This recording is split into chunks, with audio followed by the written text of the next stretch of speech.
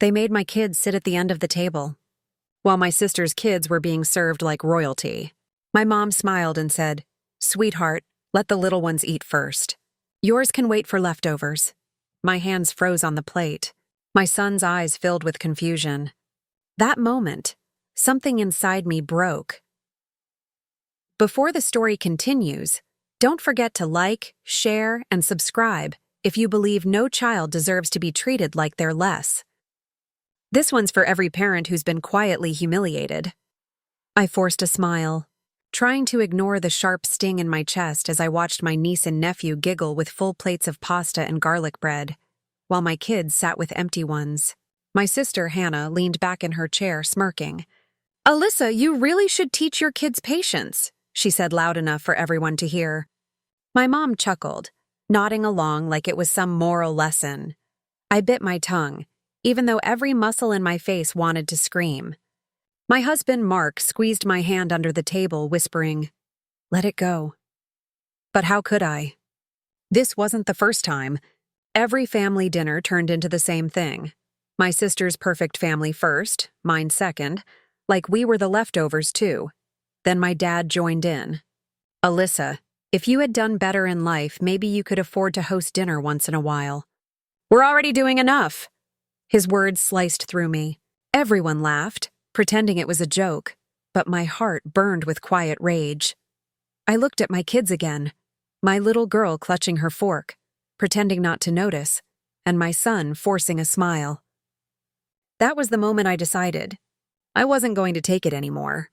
They thought I was the failure of the family, the one who never achieved anything.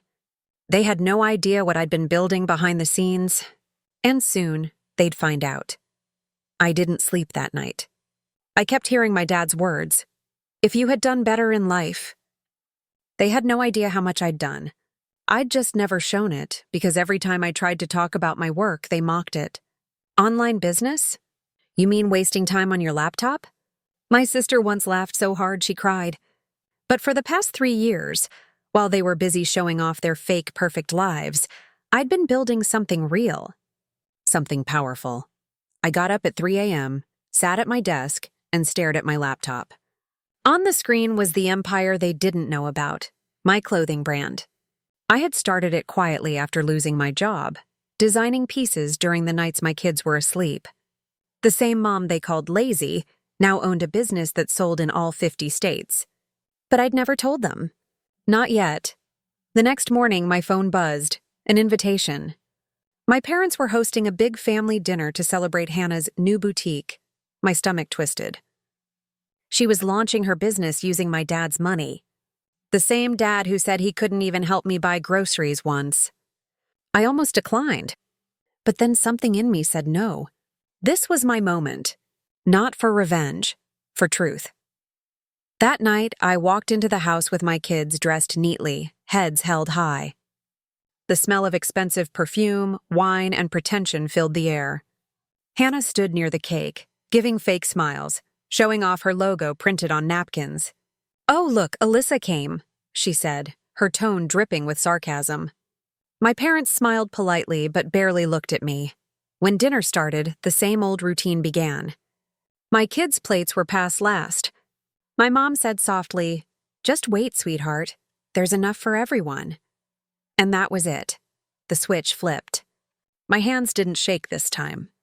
I calmly placed my napkin down, stood up, and said, "Actually, Mom, I brought something for everyone tonight." The room went silent. Hannah raised an eyebrow. My dad frowned. I pulled out my phone and turned the screen toward them. The live sales counter of my brand. Thousands of orders. Numbers climbing in real time. Their smiles faded instantly, and then I said, with a calm voice they'd never heard from me before, "While you were feeding my kids leftovers, I was feeding hundreds of families across the country." Their forks froze mid-air. My sister's jaw literally dropped. But that was just the beginning. Hannah's hand trembled as she reached for her wine glass. "This must be fake," she muttered, forcing a shaky laugh. My mom squinted at the screen, pretending not to believe what she was seeing, but my dad leaned forward, his voice tight. "What is this, Alyssa?" I smiled faintly. "It's my company. The one I built after you all said I'd never make it. The air grew heavy.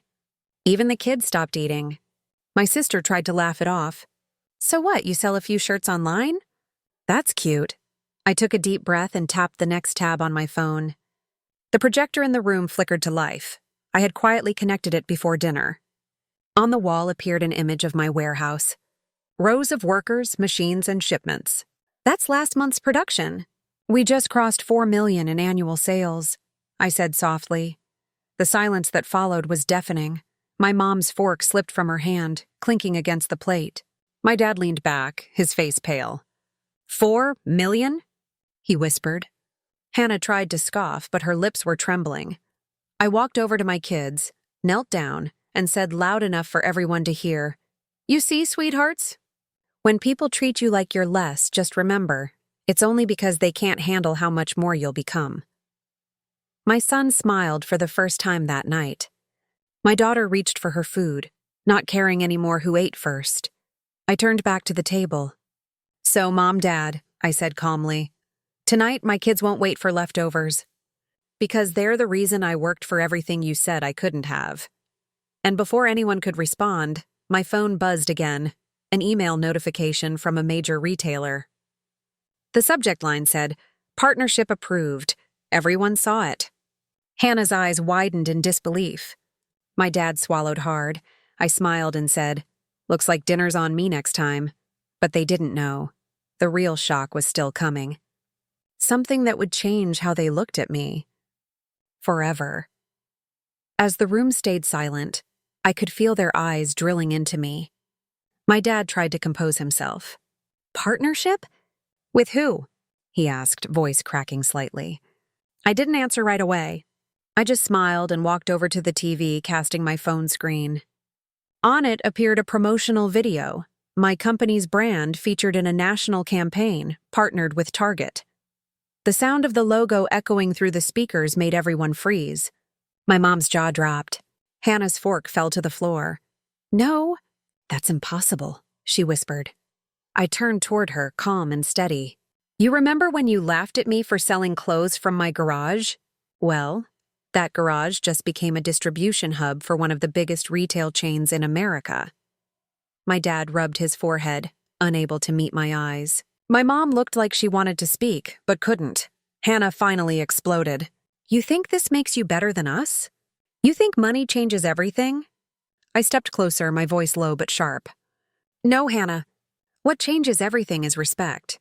Something you all never gave me, until you saw dollar signs." The tension in the room was thick enough to choke on. My mom muttered, "We didn't mean to," but I cut her off gently. "You did. Every dinner, every insult, every time my kids were told to wait. You meant it." I picked up my purse, looked at my children, and smiled. "Come on, babies. We're leaving. We've got people waiting to celebrate real success." As I turned to leave, Hannah's husband suddenly spoke up for the first time. "Alyssa, wait. You might want to see this." He held up his phone, a social media post that had gone viral. It was from my brand's official page, showing my story. The caption read, "They fed my kids leftovers. Now we feed the nation." The post already had millions of views. My dad's face went pale. "You posted that?" I smiled faintly. "No, my team did. The world deserves to know what silence can build." And as I walked out that door with my kids' hands in mine, my phone buzzed again. This time, from Hannah's investor, the one funding her boutique. The message read, "Alyssa, we've seen your story. We'd like to talk business." Now, the people who once laughed at me were about to depend on me. I stood in the driveway, the night air sharp against my skin, my kids laughing in the back seat, free, light, happy.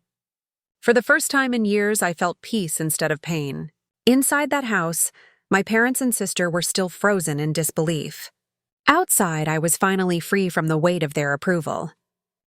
2 days later, my phone exploded with messages. News channels were covering my story. "Single mom builds fashion empire from her garage. Family regret going viral." My DMs were full of people saying, "You gave me hope."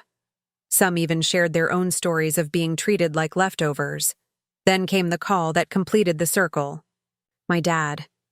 His voice trembled, something I hadn't heard since I was a kid. Alyssa, your mom isn't eating. She feels terrible about how we treated you. I stayed quiet. For a moment, I almost felt bad. Then I remembered every night my kids went to bed hungry while they dined like kings. I forgive you, I said slowly, but I won't forget. Forgiveness doesn't mean going back. It means moving forward without hate. There was silence on the other end. Then my mom spoke softly. Can we come see you? I smiled faintly. Maybe one day. But not as parents trying to control me, as people learning from me. A week later, I stood on a stage at a women's business conference. Cameras flashed. My story was now a symbol of strength, a reminder that silence isn't weakness, it's preparation. Never let anyone feed you leftovers, I told the audience. Because one day you'll own the kitchen. And somewhere far away I knew my family was watching. This time not with pride, but with realization. That night, as my daughter hugged me tight and whispered, "Mom, I'm proud of you," I finally understood. Revenge wasn't in the success. It was in the peace that followed it. Never underestimate the quiet ones. They're the ones building empires while the world laughs.